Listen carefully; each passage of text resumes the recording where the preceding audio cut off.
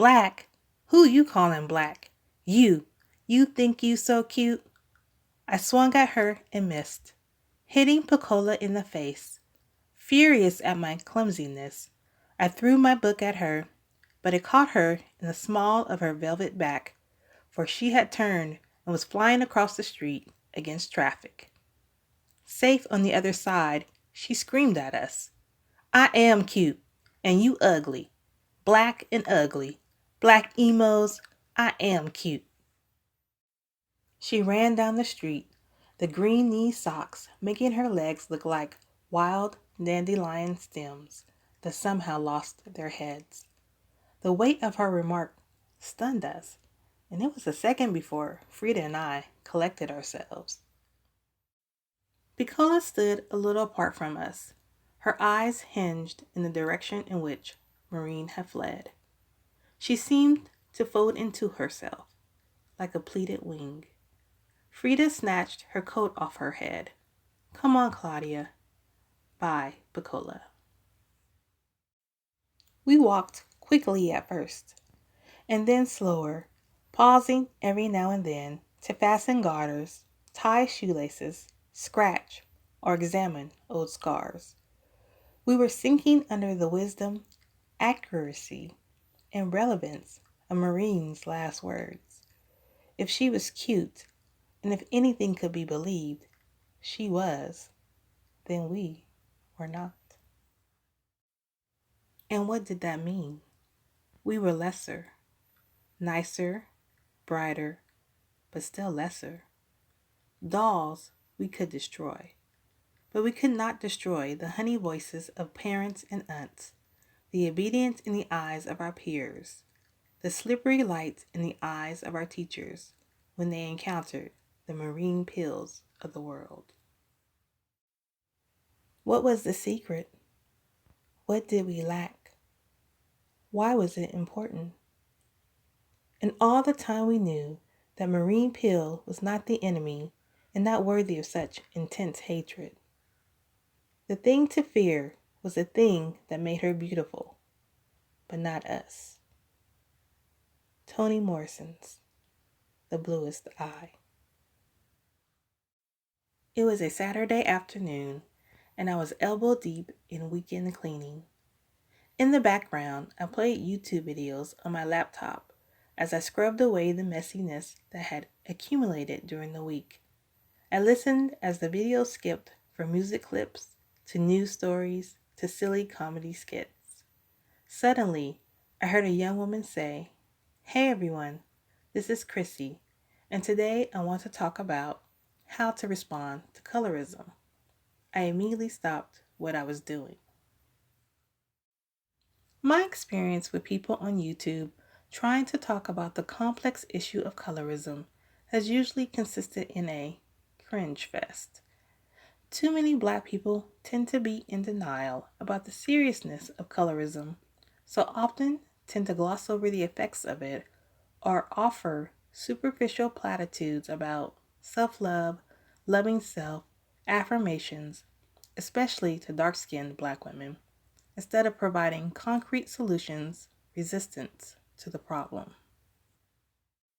So, I gritted my teeth, prepared to hear the same old same. Instead, I was surprised to hear the young woman provide practical tools to navigating colorism as dark-skinned Black women. She peeled back the layers of colorism in a way I had never heard before. She was critical, but fair. What I liked about her talking points, she was honest. No sugarcoating or trying to pacify naysayers. A rarity when discussing the issue of colorism. I felt validated by the end of the video.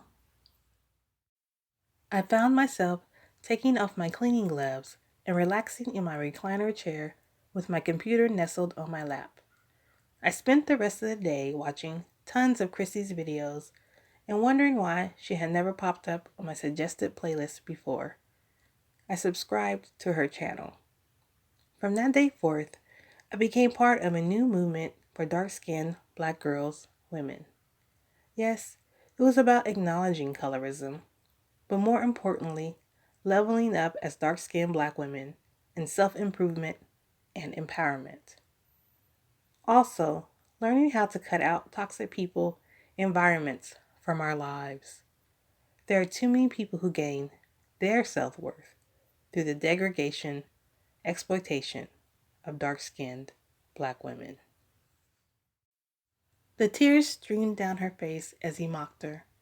I sat blank-faced at my desk as I tried to think of my own insults to trade back with him. The light-skinned boy was making fun of me and another dark-skinned girl in class. He called us burnt and crispy and ugly and laughed and laughed and laughed. Finally, another Black boy told him to stop. "Can't you see she's crying? Leave them alone." The light-skinned boy rolled his eyes and pointed at me. "Tanya's not crying. What's the big deal?" I hadn't cried because I'm not a big crier anyway. Plus, I had been raised by a light mama with some sense who had talked to me about the issues of light skin, dark skin, and had always tried to uplift me as her dark-skinned daughter. Also, I'm a natural fighter, and it was going to take more than some goofy boy to make me feel bad about myself. But not all dark-skinned Black girls, women, are built that way. It was obvious the other dark Black girl was taking the comments to heart. I could see the pain and frustration in her eyes. Why me? I could see her asking herself. What's wrong with me? Nothing was wrong with her. She was cute, actually. But for too many Black folks, if you're dark, that negates your cuteness. And hell, even your humanity. In the article, Finally Getting Real About Colorism by Grace Dada, Dada notes, the trendy word colorism was first coined by activist, writer, and poet Alice Walker in 1983. In her essay, If the Present Looks Like the Past, What Does the Future Look Like? Walker defined the term as prejudicial or preferential treatment of same-race people based solely on the color of their skin. I'll never forget that day that happened in my class. I'm a Gen Xer, so I grew up in the 80s, a time when colorism ran rampant in the Black community. I mean, it's still bad now, but back then there was little recourse for dark Black girls, women. That's why I feel so happy for younger Black women today. Technology has allowed opportunities for dark-skinned Black women to build community and support each other in ways like never before. Back in those days, you were on your own and struggled to find representation that highlighted the beauty of dark skin. You also had to look out for your own mental health as a dark Black girl, woman, because you couldn't rely on the Black community to protect you, and you damn sure couldn't look to mainstream culture to help you. Dada states, it's clear that colorism deeply affects the quality of life of Black women and Black people in general, and thus should be handled with the same resolve and determination as racism. Unfortunately, when darker-toned women try to speak out about our experiences with colorism, we often have to combat and fight through gaslighting and shaming tactics in order to get our voices heard. She goes on to write, gaslighters often attempt to draw attention away from the issue of colorism and blame dark-skinned women or call us abrasive or delusional in an attempt to convince us that these microaggressions are all in our head. I frequently dealt with gaslighting while growing up, but in the words of dark-skinned musical goddess Nina Simone, it's a new dawn, it's a new day, it's a new life. And in 2019, it's beyond time for a dark Black girls, women revolution. In March 2019, the first issue of Divine Dark Skin magazine was released. Divine Dark Skin magazine is a brainchild project of Chrissy. I remember when I first started listening to Chrissy, she talked about wanting to create a magazine based on her YouTube platform. I think there was some concern on her part at first, as magazines are now considered a dying breed in wake of social media. However, myself and other subscribers, fans, encouraged her to move forward with the idea. And now, it's here.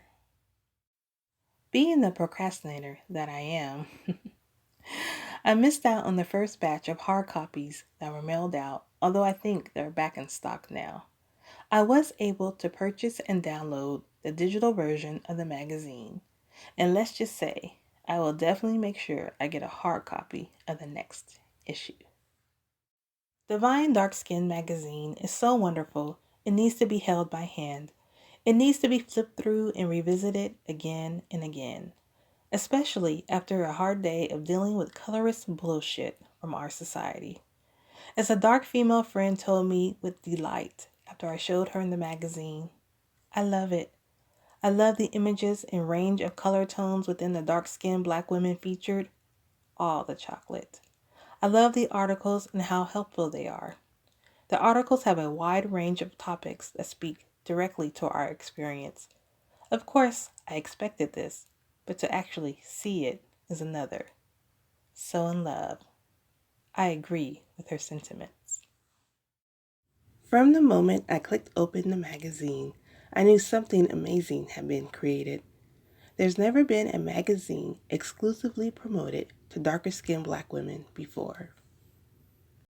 The idea of exclusivity is an issue that Chrissy speaks about frequently. This has been considered divisive by some, but in the words of Chrissy, you can't divide what's already divided. Chrissy clarifies in her editor's letter why this exclusivity is needed for darker skinned black women. The irony, those who have worked hard to exclude the image of darker skinned black women are the ones most offended by this approach.